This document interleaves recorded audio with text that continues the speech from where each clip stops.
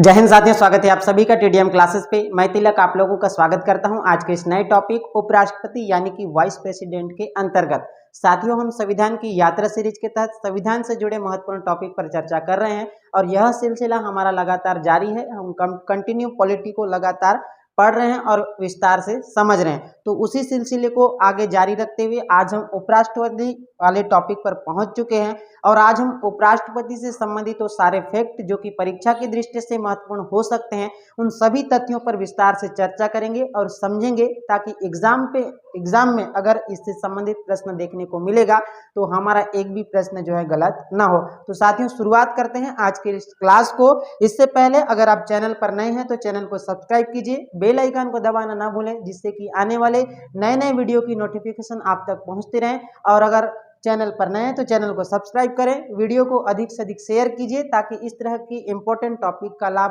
प्रत्येक विद्यार्थियों को मिल सके। चलिए शुरुआत करते हैं। आज का हमारा टॉपिक है उपराष्ट्रपति।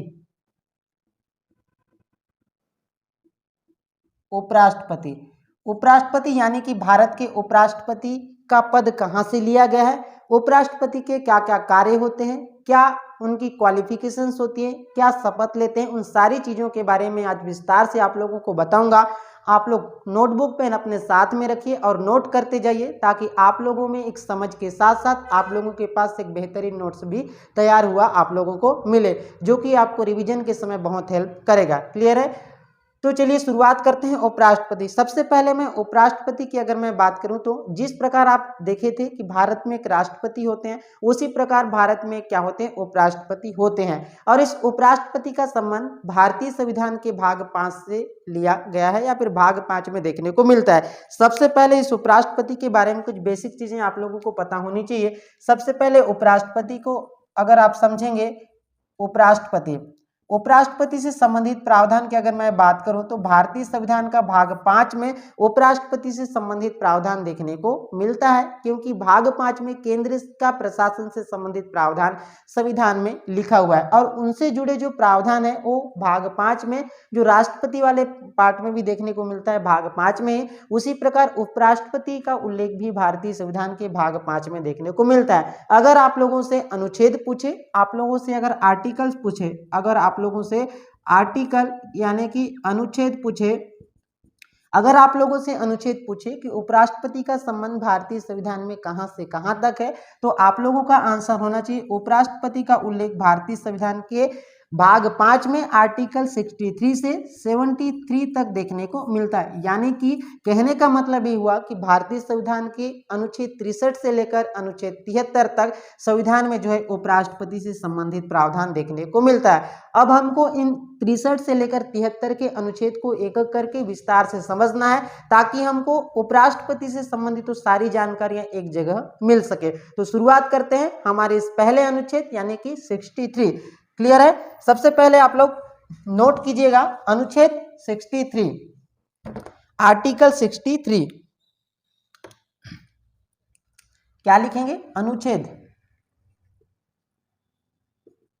अनुच्छेद जिसको क्या बोलते हैं इंग्लिश में? आर्टिकल 63।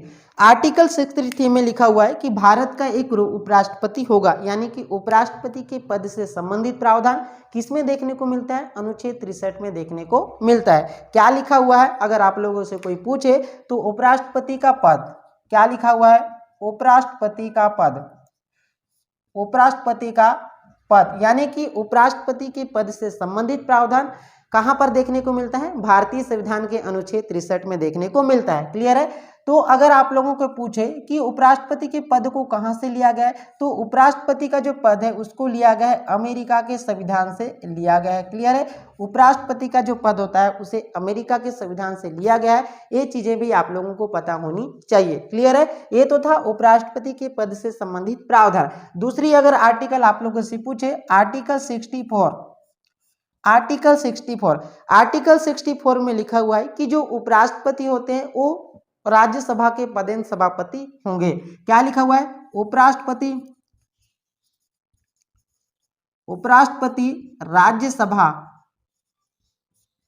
राज्यसभा के पदेन सभापति होते हैं। कभी कभार डायरेक्ट प्रश्न जो है एग्जाम में देखने को मिलता है कि उपराष्ट्रपति राज्यसभा के पदेन सभापति होते हैं, इसका उल्लेख भारतीय संविधान के कौन से अनुच्छेद में है? तो आपका आंसर होना चाहिए आर्टिकल 64 में ये लिखा हुआ है कि जो उपराष्ट्रपति होते हैं भारत के और राज्यसभा के पदेन सभापति होते हैं। क्लियर है?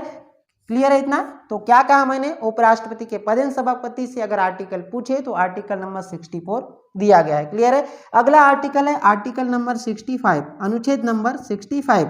देखिए मैं अभी आप लोगों को एक एक करके अनुच्छेदों से संबंधित प्रावधान बता रहा हूं ताकि एक भी प्रश्न अगर आप लोगों से उपराष्ट्रपति से संबंधित देखने को मिले तो वो प्रश्न आप लोगों से गलत ना हो, इसीलिए मैं प्रत्येक अनुच्छेद को एक एक करके विस्तार से सीरियल से मैं उसके अनुच्छेदों को क्या कर रहा हूँ, विस्तार से समझाने का प्रयास कर रहा हूँ। क्लियर है? और उम्मीद करता हूँ कि आप लोगों को समझ में आ रहा होगा। वीडियो को अधिक से अधिक शेयर कर दीजिए ताकि अधिक से अधिक लोगों को इस सीरीज का लाभ मिल सके और संविधान की इस प्रकार की जो महत्वपूर्ण टॉपिक होती है जो कि परीक्षाओं की दृष्टि से क्या होता है, महत्वपूर्ण होता है, उन टॉपिक का हिस्सा सभी लोग बन सके। तो आप लोग क्या कर दिए, वीडियो को अधिक से अधिक शेयर कर दीजिए। क्लियर है? तो 65 में क्या लिखा हुआ है उसको समझने का प्रयास कीजिए। जो उपराष्ट्रपति होते हैं वो कार्यवाहक राष्ट्रपति के रूप में कार्य करेंगे। क्या है, क्या लिखा हुआ है, उपराष्ट्रपति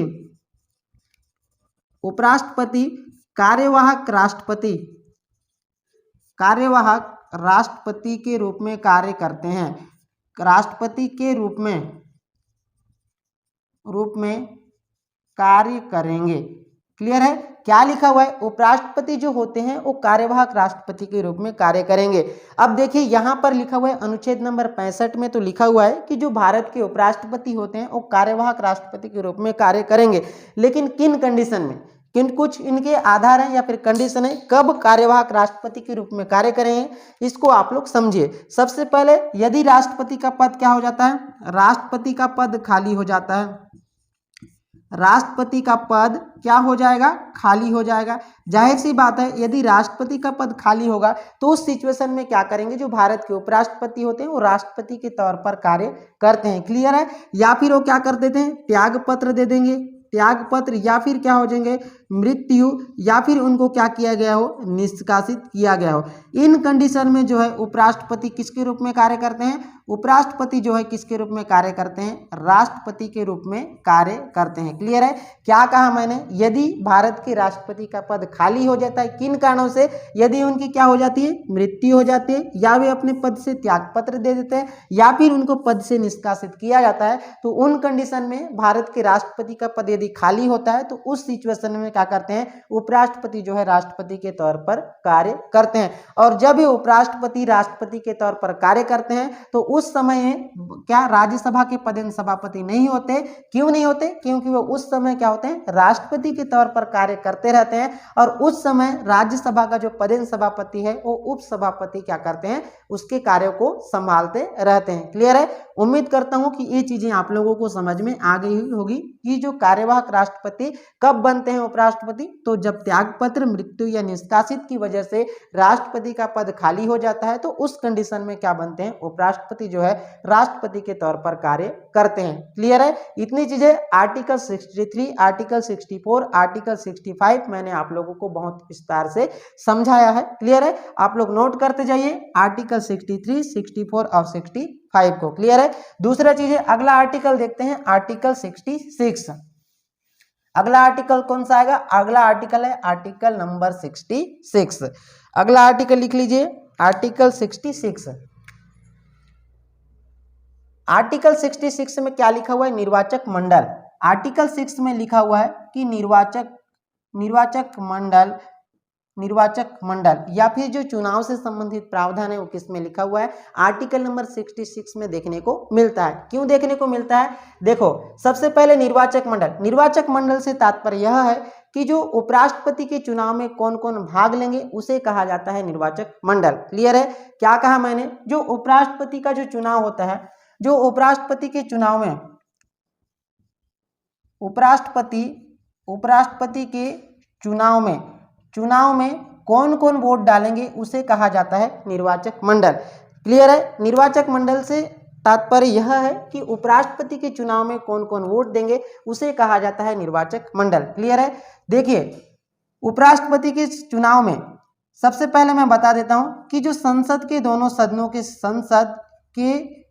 दोनों सदनों के सदस्य, दोनों सदनों के सदस्य, क्या कहा मैंने, संसद के जो दोनों सदनों के सदस्य होते हैं वो उपराष्ट्रपति के चुनाव में भाग लेते हैं। यानी कि इसमें कहने का मतलब है कि जो निर्वाचित होते हैं, निर्वाचित प्लस मनोनीत, निर्वाचित प्लस मनोनीत जो सदस्य होते हैं वो उपराष्ट्रपति के चुनाव में भाग लेते हैं। और मैं जब आप लोगों को राष्ट्रपति का निर्वाचक मंडल बता रहा था, जब आप लोगों को मैं राष्ट्रपति का निर्वाचक मंडल बता रहा था, तो उसमें क्या बता रहा था मैं, लोकसभा के निर्वाचित सदस्य, राज्यसभा के निर्वाचित सदस्य और विधानसभा के निर्वाचित सदस्य और दिल्ली प्लस पुडुचेरी विधानसभा के जो निर्वाचित सदस्य होते हैं वो किस में भाग लेते हैं, राष्ट्रपति के चुनाव में भाग लेते हैं। लेकिन उपराष्ट्रपति के संदर्भ में आप लोगों को क्या होता है, कुछ फर्क देखने को मिलता है। वो कहां पर फर्क देखने को मिलता है कि जो संसद के दोनों सदनों के, यानी कि लोकसभा प्लस राज्यसभा के दोनों सदनों के जो सदस्य होते हैं वो कौन कौन से,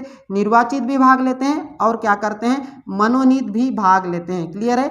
तो निर्वाचित और मनोनीत दोनों ही सदस्य क्या करते हैं, उपराष्ट्रपति के चुनाव में भाग लेते हैं। और जब राष्ट्रपति के चुनाव से संबंधित प्रावधान यदि देखेंगे तो लोकसभा, राज्यसभा, विधानसभा और दिल्ली तथा पुडुचेरी विधानसभा के जो निर्वाचित सदस्य होते हैं वही राष्ट्रपति के निर्वाचक मंडल में शामिल होते हैं। लेकिन उपराष्ट्रपति में आपको अंतर देखने को मिलता है, इसमें संसद के दोनों सदनों के सदस्य जो है भाग लेते हैं, यानी कि जो निर्वाचित होंगे और मनोनीत होंगे वो दोनों ही इसमें भाग लेते हैं। क्लियर है। तो ये तो था उपराष्ट्रपति के निर्वाचक मंडल से संबंधित सारी जानकारियां। समझ में आ गया होगा कि निर्वाचक मंडल से क्या तात्पर्य है, कि उपराष्ट्रपति के चुनाव में कौन कौन वोट देंगे उसे कहा जाता है निर्वाचक मंडल। और अगर निर्वाचन से संबंधित प्रश्न आप लोगों से पूछे, निर्वाचन जो है क्या होता है, अप्रत्यक्ष रूप से होता है। निर्वाचन अगर पूछे तो निर्वाचन किस प्रकार का होता है, अप्रत्यक्ष होता है।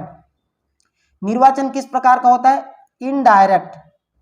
इनडायरेक्ट का मतलब है कि जो ये जनता सीधे उसके चुनाव में क्या नहीं लेती, वोट नहीं डालती। मतलब जनता के द्वारा चुने हुए प्रतिनिधि अगर उपराष्ट्रपति के चुनाव में वोट डालते हैं तो उस प्रकार की मतदान की प्रक्रिया को क्या कहा जाता है, इनडायरेक्ट मेथड कहा जाता है। और एकल संक्रमणीय आनुपातिक गुप्त मतदान, एकल संक्रमणीय आनुपातिक गुप्त मतदान पद्धति के माध्यम से उपराष्ट्रपति के चुनाव की प्रक्रिया होती है। क्लियर है। और जो आनुपातिक गुप्त मतदान पद्धति क्या होता है, इसको मैंने राष्ट्रपति वाले चैप्टर में बहुत अच्छे से समझा है। अगर आपने वो चैप्टर नहीं देखा है तो उस चैप्टर को प्लेलिस्ट में जाकर देख लीजिए, ताकि आप लोगों को एकल संक्रमणीय आनुपातिक गुप्त मतदान क्या होता है ये चीजें आप लोगों को बहुत अच्छी तरह से समझ में आ जाएगा। क्लियर है। तो मैंने बताया कि इनडायरेक्ट मेथड से इसका क्या होता है, चुनाव होता है, और एकल संक्रमणीय आनुपातिक गुप्त मतदान पद्धति के माध्यम से उपराष्ट्रपति का चुनाव होता है। क्लियर है। तो निर्वाचक मंडल से जो जानकारियां थी वो जो है मैं आप लोगों को बता दिया हूं। क्लियर है। ये तो था आर्टिकल 66। अगला देख लीजिए आर्टिकल 67। Article 67, article 67। अगर आर्टिकल 67 से संबंधित प्रावधान पूछे तो आर्टिकल 67 में उपराष्ट्रपति के कार्यकाल से संबंधित प्रावधान देखने को मिलता है। क्या कहा मैंने, उपराष्ट्रपति के कार्यकाल, यानी कि कार्यकाल से संबंधित प्रावधान किसमें देखने को मिलता है, अनुच्छेद नंबर 67 में देखने को मिलता है। तो उपराष्ट्रपति का कार्यकाल कितने वर्ष का होता है, तो सामान्यतः कितने वर्ष का होता है, 5 वर्ष का होता है। कार्यकाल कितने वर्ष का होता है, सामान्यतः कितने वर्ष का होता है, 5 वर्ष का होता है। किसका कार्यकाल, उपराष्ट्रपति का कार्यकाल 5 वर्ष का होता है। लेकिन कार्यकाल से पहले भी उसका क्या हो सकता है, समापन किया जा सकता है। किन किन कारणों से, यदि वो क्या कर सकता है, त्याग पत्र दे दे। यदि वह त्याग पत्र दे दे तब भी उनका क्या हो सकता है, उपराष्ट्रपति का पद जो है समाप्त हो सकता है। किन किन कारणों से, पहला वो त्याग पत्र दे देगा, दूसरा यदि उसकी मृत्यु हो जाती है, या फिर उसको निष्कासित किया जाएगा। जब मैं आप लोगों को राष्ट्रपति वाला टॉपिक पढ़ा रहा था तो राष्ट्रपति को उसके पद से हटाने की प्रक्रिया क्या कहलाती है, राष्ट्रपति को उनके पद से हटाने की प्रक्रिया क्या कहलाती है? महाभियोग कहलाती है। लेकिन उपराष्ट्रपति के संबंध में महाभियोग शब्द का उल्लेख संविधान में देखने को नहीं मिलता। उपराष्ट्रपति को उसके पद से हटाने की प्रक्रिया को क्या कहा जाता है? संकल्प कहा जाता है। यानी कि संकल्प यदि क्या है? विचाराधीन है, तो उस कंडीशन में क्या किया जा सकता है? उपराष्ट्रपति को पद से हटाया जा सकता है। लेकिन संकल्प की प्रक्रिया लाने से पहले उसे 14 दिन पूर्व नोटिस देकर सूचित करना होता है कि आपके खिलाफ हम संकल्प ला रहे हैं। क्लियर है? क्या कहा मैंने? सामान्यतः उसका कार्यकाल 5 वर्ष का होता है, लेकिन त्यागपत्र, मृत्यु अथवा निष्कासित के माध्यम से उसको समय से पहले भी क्या किया जा सकता है? पद से हटाया जा सकता है। वो कारण मैंने आप लोगों को बता दिया। लेकिन उसको पद से हटाने की प्रक्रिया क्या कहलाती है? संकल्प कहलाती है। लेकिन राष्ट्रपति को उससे पद से हटाने की प्रक्रिया महाभियोग कहलाती है। वो मैंने आप लोगों को आर्टिकल 61 में बहुत अच्छी तरह से समझा है। यानी कि आर्टिकल 61 में राष्ट्रपति के महाभियोग की प्रक्रिया से संबंधित प्रावधान देखने को मिलता है। लेकिन अगर उपराष्ट्रपति के संदर्भ में प्रश्न पूछे तो उपराष्ट्रपति को उसके पद से हटाने की प्रक्रिया कहलाती है संकल्प। क्लियर है? ये तो था आर्टिकल 67 जिसमें लिखा हुआ है कि उपराष्ट्रपति का कार्यकाल। क्लियर है? अगला आर्टिकल देखते हैं, आर्टिकल 68। अगला आर्टिकल है आर्टिकल नंबर 68। आर्टिकल नंबर 68 उपराष्ट्रपति के संदर्भ में यदि अनुच्छेद 68 से प्रावधान पूछे तो अनुच्छेद 68 में लिखा हुआ है कि उपराष्ट्रपति आकस्मिक रिक्ति के समय चुने गए व्यक्ति का कार्यकाल, आकस्मिक रिक्ति के समय, आकस्मिक रिक्ति के समय चुने हुए व्यक्ति का कार्यकाल, देखिए अभी मैंने आप लोगों को बताया कि उपराष्ट्रपति जो है राष्ट्रपति के तौर पर कार्य करता है। और कब कार्य करेगा? यदि राष्ट्रपति का पद रिक्त हो जाता है तो उस कंडीशन में उपराष्ट्रपति जो है कार्यवाहक राष्ट्रपति के रूप में कार्य करता है। ये चीजें मैंने आर्टिकल 65 में बताया। लेकिन यदि आकस्मिक रिक्ति हो गया तो उस समय क्या किया जाता है? आकस्मिक रिक्ति के समय चुने गए व्यक्ति का कार्यकाल कितने समय का होगा, उससे संबंधित प्रावधान हमको आर्टिकल 68 में देखने को मिलता है। लेकिन जो आकस्मिक रिक्ति के समय अस्थायी रूप से जो राष्ट्रपति के रूप में कार्य करते हैं उपराष्ट्रपति, वो अधिकतम अवधि कितनी होती है? उसकी अधिकतम अवधि होती है 6 माह। उसकी अधिकतम अवधि अगर पूछे, अधिकतम अवधि से संबंधित प्रावधान पूछे तो 6 माह तक उसका क्या होता है? कार्यकाल होता है। किनका? आकस्मिक रिक्ति के समय चुने गए जो व्यक्ति होते हैं उनका कार्यकाल कितने समय के लिए होता है? 6 माह के लिए होता है। ये तो था आर्टिकल 68 से संबंधित वो सारी जानकारियां। अगला आप लोगों से अगर पूछे कि उपराष्ट्रपति को शपथ कौन दिलाता है, पहला चीज अगर आप लोगों को आर्टिकल आप लोगों को 69, आर्टिकल 69 में उपराष्ट्रपति के शपथ या फिर प्रतिज्ञान से संबंधित प्रावधान देखने को मिलता है। क्लियर है? अब उपराष्ट्रपति को शपथ कौन दिलाता है, इससे संबंधित प्रावधान अगर आप लोगों से पूछे तो उपराष्ट्रपति को शपथ कौन दिलाता है? शपथ दिलाते हैं भारत के राष्ट्रपति। शपथ कौन दिलाते हैं? राष्ट्रपति या फिर राष्ट्रपति के द्वारा मनोनीत कोई व्यक्ति क्या करते हैं? उपराष्ट्रपति को शपथ दिलाते हैं। और शपथ किसकी लेते हैं? अपने पद तथा गोपनीयता की शपथ लेते हैं। किसकी शपथ लेते हैं? ये अपने पद तथा गोपनीयता की शपथ लेते हैं। कौन? जो भारत के उपराष्ट्रपति होते हैं उनको शपथ कौन दिलाते हैं? अगर प्रश्न पूछे तो भारत के जो राष्ट्रपति होते हैं वो उपराष्ट्रपति को शपथ दिलाते हैं। और ये शपथ किसकी लेते हैं? पद तथा गोपनीयता की शपथ लेते हैं। क्लियर है? ये तो था आर्टिकल 69 से संबंधित तो सारी जानकारियां। यानी कि शपथ और प्रतिज्ञान से अगर आप लोगों को प्रश्न पूछे तो शपथ दिलाते हैं भारत के राष्ट्रपति और ये अपने पद तथा गोपनीयता की शपथ लेते हैं। क्लियर है? अगला आर्टिकल है आर्टिकल 70। आर्टिकल 70 यानी कि अनुच्छेद 70। अनुच्छेद 70 आर्टिकल 70 इसमें लिखा हुआ है अन्य आकस्मिकता। अन्य आकस्मिकता के समय जो प्रावधान होगा उसका कौन करेगा? निर्णय कौन करेगा? संसद करेगा। इसका जो अन्य आकस्मिकता के समय जो चुने हुए व्यक्ति का कार्यकाल कितना होगा इसका निर्णय कौन करता है? संसद करता है। ये लिखा हुआ है आर्टिकल 70 में। क्लियर है? अगला आर्टिकल है article number 71। Article 71 article 71 article 71 में लिखा हुआ है कि उपराष्ट्रपति तथा राष्ट्रपति के चुनाव में उत्पन्न विवाद का निपटारा कौन करेगा, उनसे संबंधित प्रावधान हमको देखने को मिलता है आर्टिकल 71 में। और इसको आप लोग स्टार लगा के लिख लीजिए। ये आर्टिकल जो है हमेशा एग्जाम में देखने को मिलता है कि जो उपराष्ट्रपति होते हैं कौन होंगे, उपराष्ट्रपति प्लस राष्ट्रपति, उपराष्ट्रपति प्लस राष्ट्रपति के चुनाव में यदि विवाद उत्पन्न होता है, क्या कहा मैंने, उपराष्ट्रपति तथा राष्ट्रपति के चुनाव में यदि विवाद उत्पन्न होता है तो उस विवाद का निपटारा कौन करते हैं, सुप्रीम कोर्ट करेगा। सुप्रीम कोर्ट यानी कि कौन करेगा, सर्वोच्च न्यायालय।